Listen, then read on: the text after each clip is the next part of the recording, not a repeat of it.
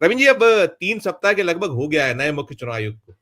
लेकिन हमने देखा है कुछ जो सोच रहे थे, जो पा रहे थे, हालांकि उम्मीदें कम थी कि कुछ हो पाएगा, बिल्कुल वैसा ही है। बदस्तूर जो छिपाने का सिलसिला है, जानकारियों को छुपाने का, वो कहीं हमें जारी होता दिखता है। और जो पीड़ित हैं, परेशान हैं, जो कोर्ट जाते हैं, वहां भी कुछ राहत मिलती दिखती नहीं है। उनके भी जो हाल हैं कोर्ट्स के, वो बड़े ऐसे हैं कि निराशा ही निराशा बार बार आती है। आज मैं जिस हरियाणा में एक मसला मामला लगा हुआ था, जहां सुनवाई थी, शुरुआत आपसे सारे मसले, सारे मामलों पर और हरियाणा से जुड़ा जो अपडेट है, यदि उसके आपके पास पहुंच चुका हो, तो वो भी मैं चाहूंगा कि आप हमारे जी दर्शकों को जरूर दीजिएगा।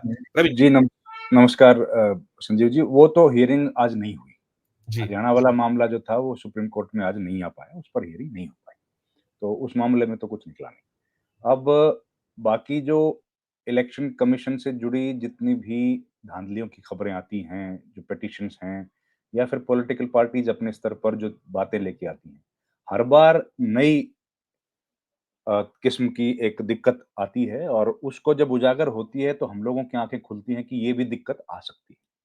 अब हाल ही में आज भी जैसे वो तृणमूल कांग्रेस वाली जो डिटेल्स आई हैं, तृणमूल कांग्रेस ने जो आरोप लगाए थे, चुनाव आयोग ने एक एक पेज का, जो छोटे बच्चे पैराग्राफ लिखते हैं ना, 100 शब्दों में पैराग्राफ लिखो, वैसा एक प्रेस रिलीज कल भेज दिया। और उसके अलावा कोई डिटेल्स उसमें नहीं है।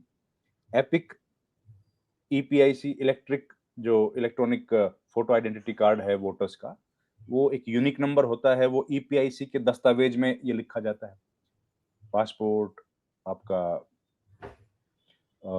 आधार card number, PAN card number, ये तमाम चीजें ऐसी हैं जो डायरेक्ट डीआईएन, पिन, डिन, ये सब चीजें वो हैं जो यूनिकनेस अपने आप में बिल्कुल दिखाती बिल्कुल हैं। एक बिल्कुल बिल्कुल। दस्तावेज है तो वो आपके लिए बिल्कुल यूनिक एक डॉक्यूमेंट है। लेकिन ईपीआईसी भी उसी सोच के हिसाब से बनाया गया था।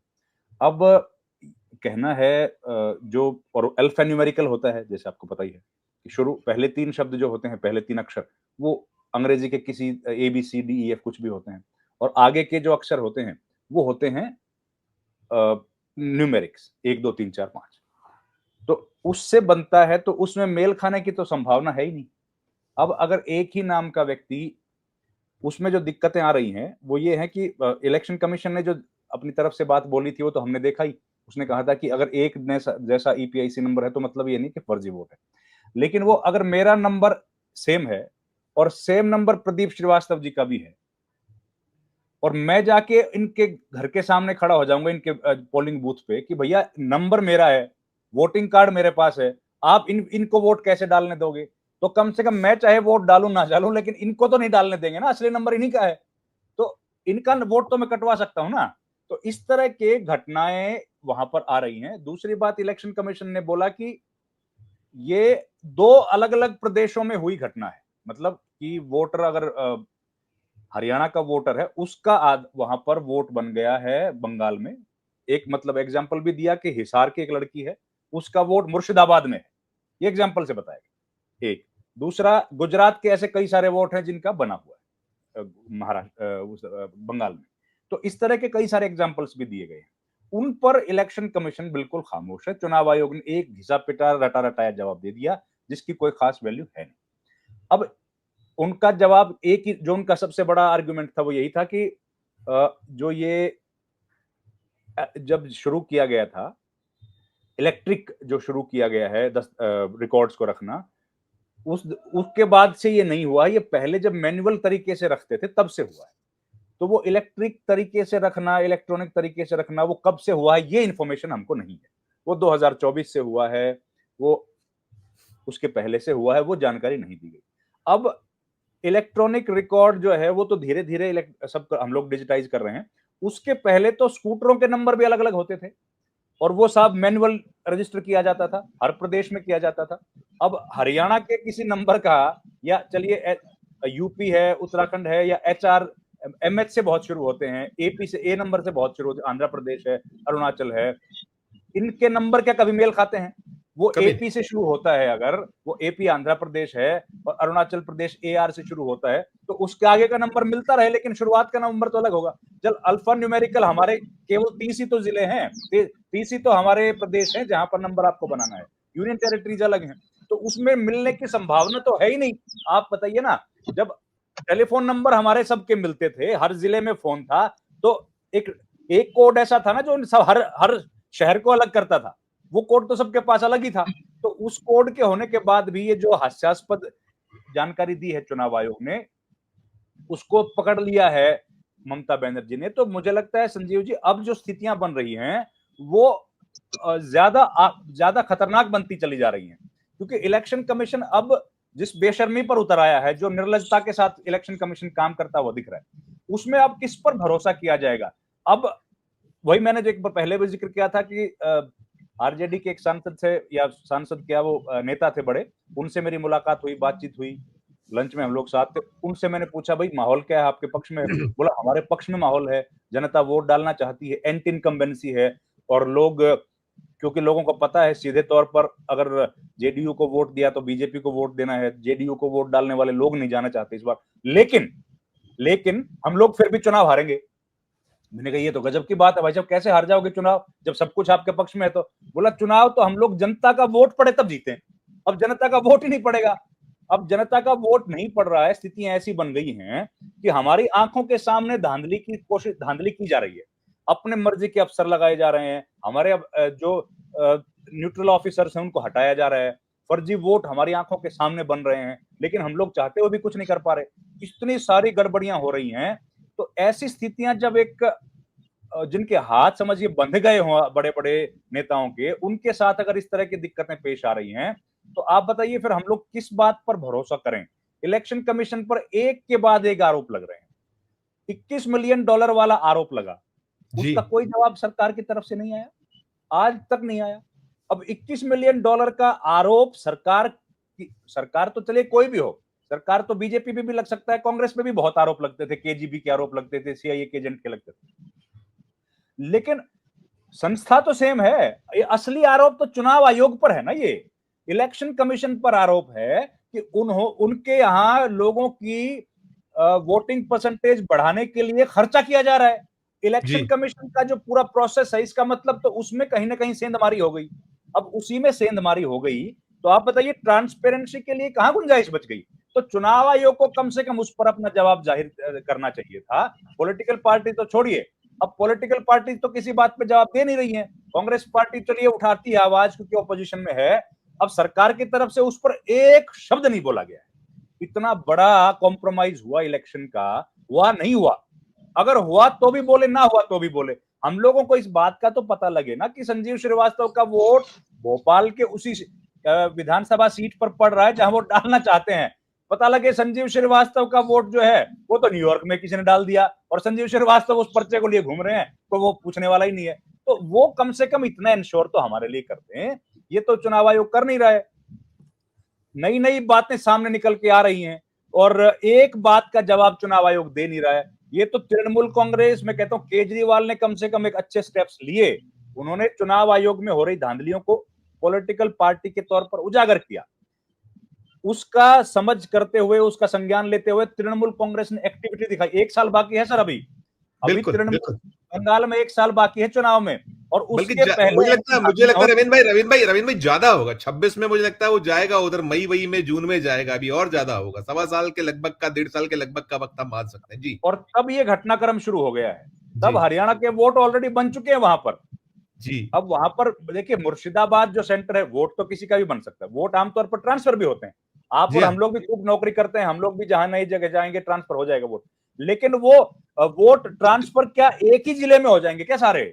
जी, गुजरात का व्यक्ति भी जा रहा है मुर्शिदाबाद में ही, हरियाणा का भी व्यक्ति जा रहा है, और उनके वोट वहां पर भी बने हुए हैं। जब चुनाव आयोग को इस बात की समझ है कि लोग इस तरीके से, और ये तो हमेशा होता है, सरकारी अधिकारी हैं, फौजी हैं, ये लोग तो बदलते रहते हैं, तो इनका भी तो कुछ ना कुछ रास्ता इलेक्शन कमीशन निकालता है ना कि इनका वोट कैसे बदला जाएगा, डुप्लीकेसी ना हो। ये तो बहुत सिंपल सी बात है, बहुत साधारण सी बात है कि डुप्लीकेसी को रोकने के लिए जो काम किए जाने चाहिए वो करें, लेकिन ये इलेक्शन कमीशन कुछ नहीं कर रहा है, बिल्कुल खामोश है।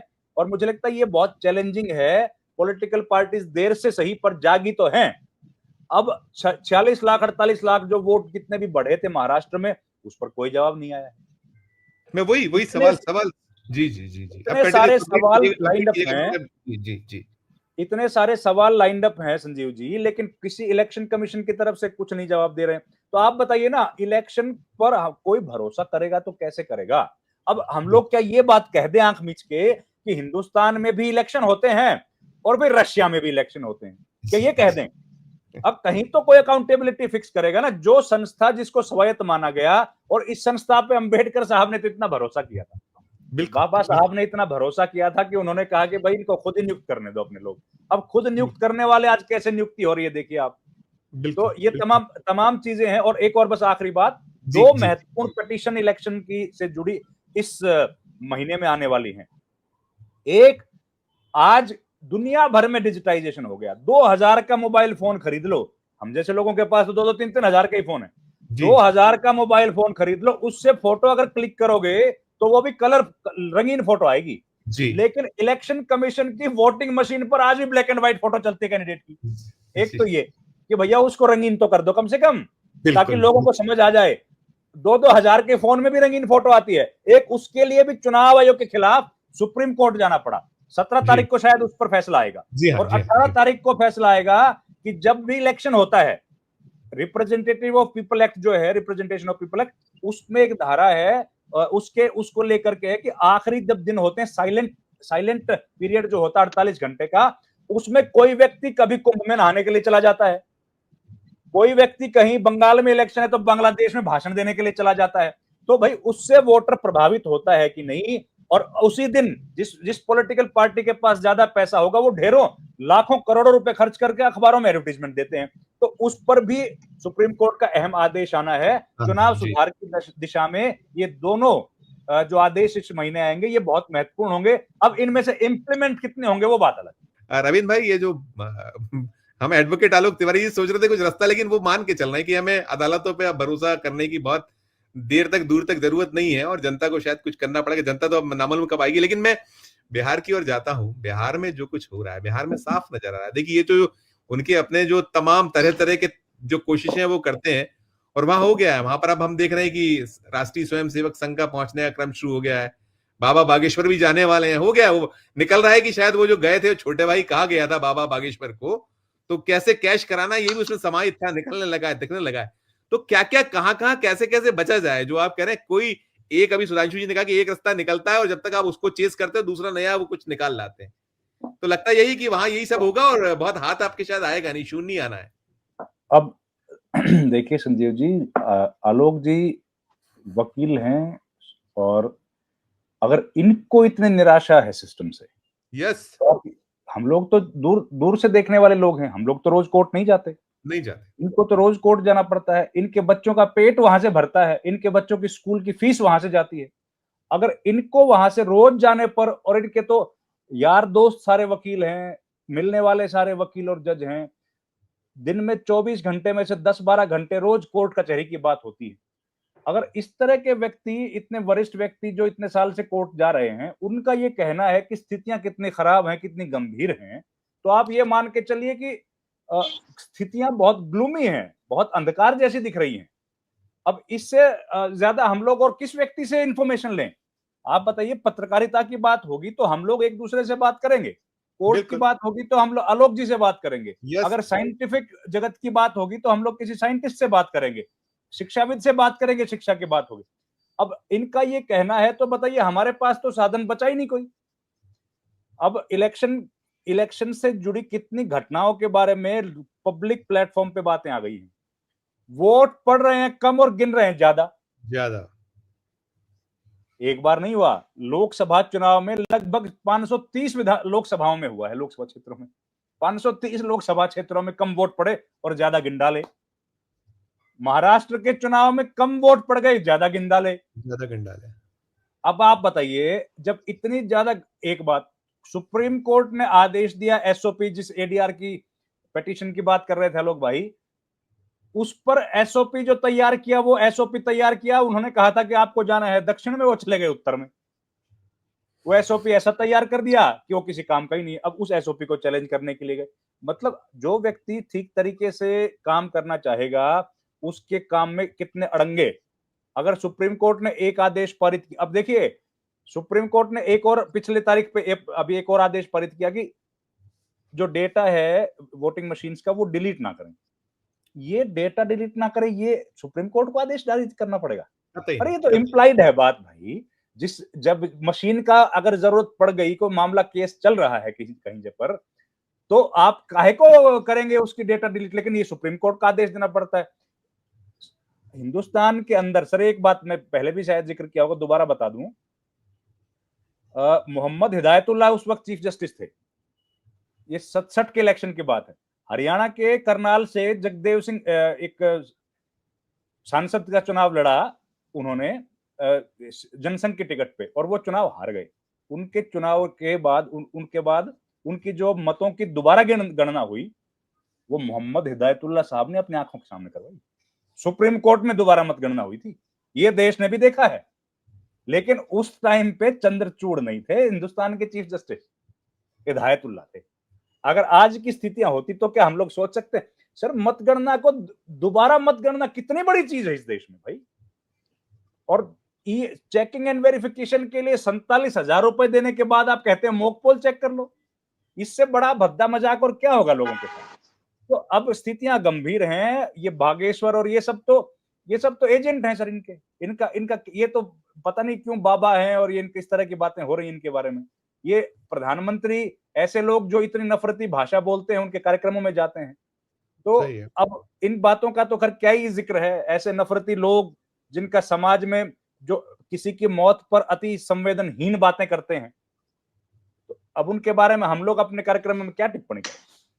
तो मुझे तो यही कहना है, मुझे लगता है। नहीं बिल्कुल वो लोग, मैं तो बता रहा हूँ, ये साम नाम दंड भेद की जो खेल है वो करते हैं वो लोग।